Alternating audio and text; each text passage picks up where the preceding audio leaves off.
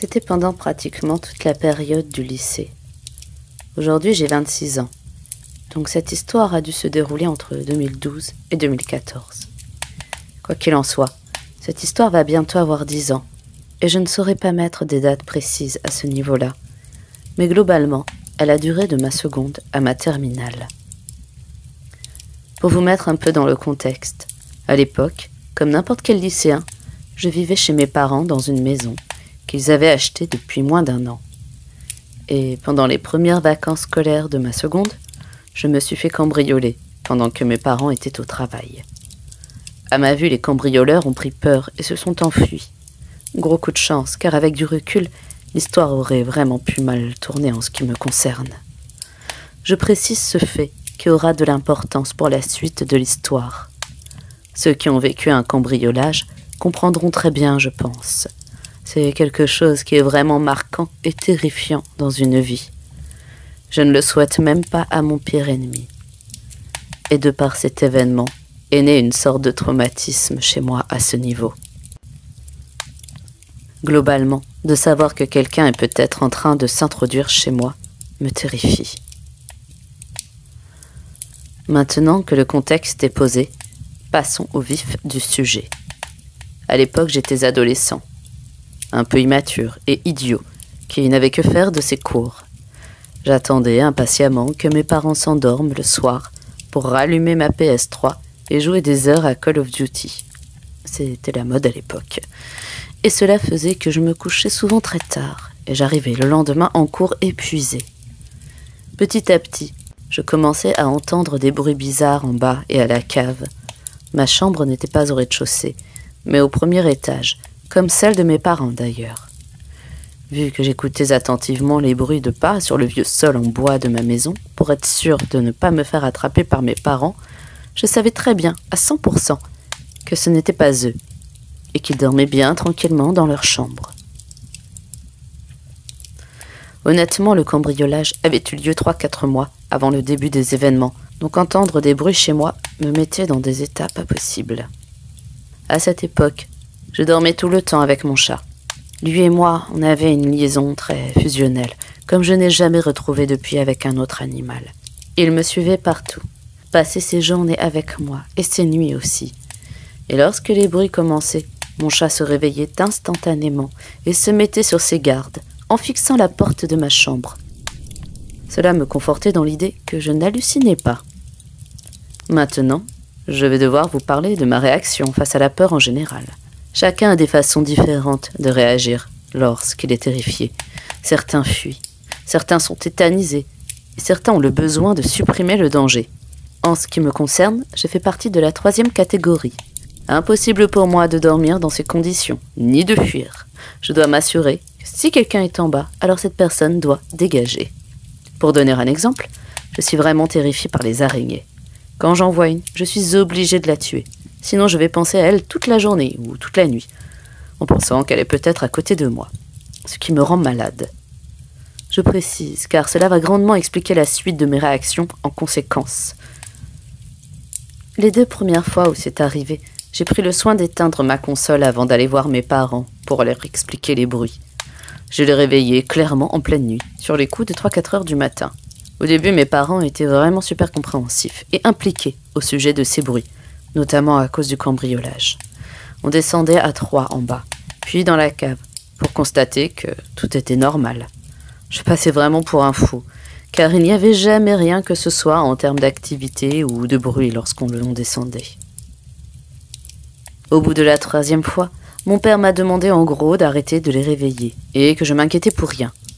Cela dit, je ne pouvais pas trop le contredire car à chaque fois on descendait effectivement pour rien.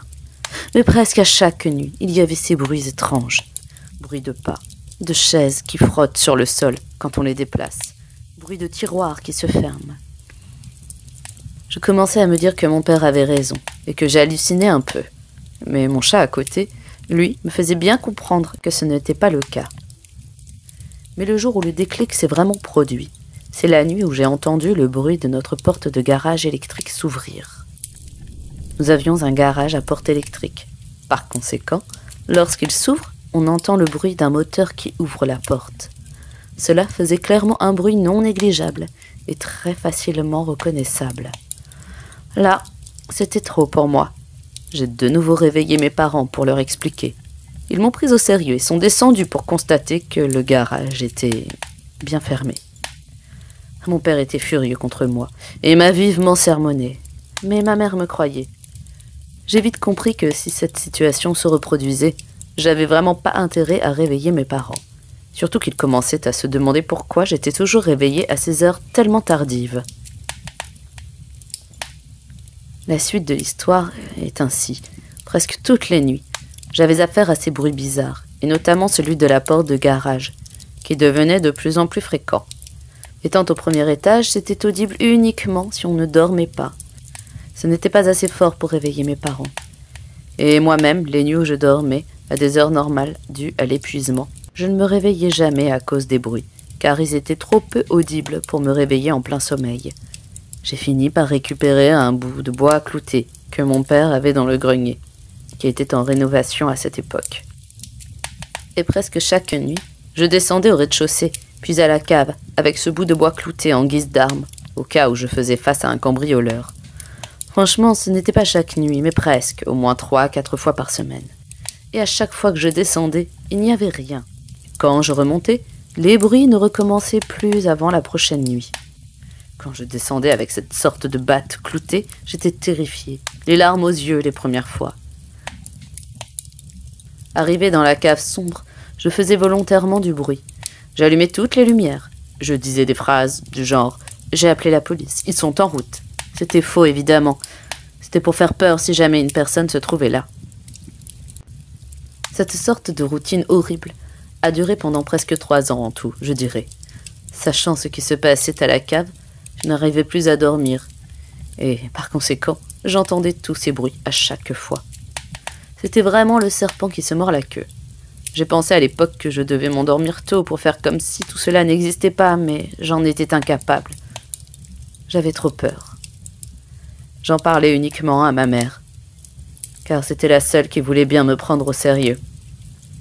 Mais au final, j'en parlais plus du tout, car c'était toujours la même discussion et cela la terrifiait de plus en plus. Le point de non-retour a été atteint pendant ma terminale, lorsque j'ai entendu les bruits de pas juste derrière ma porte, à l'étage. C'était la première fois que ces bruits montaient l'escalier. Mon chat était dans un état de stress, car lui aussi savait qu'il y avait quelque chose derrière la porte. J'ai hurlé avec ma batte en main pour savoir si c'était mes parents. Évidemment pas de réponse. Mais j'ai suffisamment hurlé fort pour que ces derniers se réveillent et hallucinent de me voir dans cet état avec cette batte cloutée. Là, mes parents ont commencé à vraiment penser qu'il fallait faire quelque chose. Ils savaient que je n'étais pas fou, mais ils ne savaient pas quoi faire pour autant.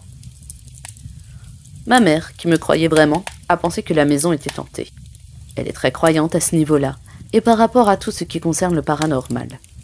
Elle m'a dit qu'à la fin de la semaine, elle irait voir une médium assez connue dans la région. Franchement, je ne savais pas trop quoi en penser, car finalement, je ne croyais plus trop à toutes ces histoires.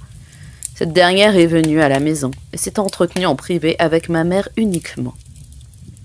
Elle lui a demandé d'écrire une lettre sur un papier qu'elle lui a donné et de la brûler ainsi que de l'encens. Selon cette médium, il y avait l'esprit bienveillant d'un père qui voulait s'assurer que ses enfants allaient bien. La lettre, apparemment, lui disait qu'ils allaient bien, mais qu'ils ne vivaient plus ici et que lui devait partir. Et force est de constater que depuis ce jour, tous ces événements ont quasiment disparu. En vrai, je n'y croyais pas, et j'ai toujours du mal à y croire, mais lors de toutes les insomnies liées à la peur qui ont suivi, je n'ai rien entendu en bas. J'étais vraiment débarrassée de ce fardeau. Je ne suis pour le coup pas du tout croyant, que ce soit d'un niveau religieux ou en ce qui concerne le paranormal. Et c'est aussi pour cela que je suis autant choquée par ce qui s'est passé pendant ces années. Aujourd'hui, mes parents habitent toujours cette maison. J'ai suivi des études scientifiques et suis devenue ingénieure par la suite. Mon esprit très rationnel essaye toujours de trouver des explications logiques à ce qui se passait dans la maison à l'époque. Mon chat est toujours là, lui aussi. Et je ne l'ai plus jamais revu dans ces états de stress comme auparavant, pendant ces nuits bruyantes. La batte cloutée est restée dans le grenier de ma chambre pendant toutes ces années. Et quand je rentre voir mes parents et que je recroise cette batte cloutée, je me remémore toutes ces dizaines, voire centaines de fois, où je suis descendue à la cave avec en pleine nuit. Il n'y a, d'ailleurs, jamais eu de nouveau cambriolage. Et je touche du bois pour que cela ne nous arrive plus jamais. Voilà. C'était le témoignage d'un certain Maxime. Dites-moi en commentaire quelles sont vos théories quant à son expérience. Et n'hésitez pas à partager, à liker la vidéo, voire à vous abonner. Cela aiderait grandement la chaîne afin qu'elle se développe de mieux en mieux. Merci de m'avoir écouté.